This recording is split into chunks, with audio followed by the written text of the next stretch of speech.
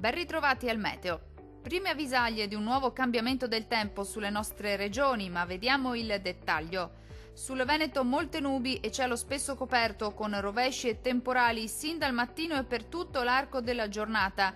Inizialmente solo sui settori montuosi, col passare delle ore localmente anche fin verso le aree pianeggianti limitrofe e anche forti in nottata.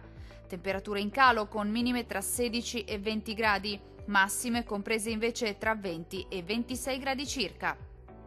Spostiamoci ora a vedere che tempo farà sul Friuli Venezia Giulia. Poche novità, anche sulla nostra regione il tempo sarà instabile. Qualche acquazzone al mattino solamente sui rilievi, ma col passare delle ore peggiorerà un po' ovunque con rovesci anche forti, specie durante la notte.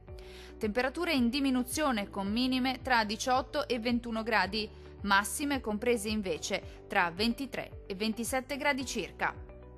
Infine la situazione meteorologica del Trentino Alto Adige. Non cambia di molto la previsione con tempo instabile su tutti i settori. Sin dal mattino precipitazioni diffuse e localmente anche di moderata intensità, con rischio di fenomeni anche violenti. Temperature in calo con minime tra 16 e 17 gradi, valori massimi oscillanti invece tra 22 e 23 gradi circa. Dal meteo di Antena 3 è tutto, arrivederci al prossimo aggiornamento.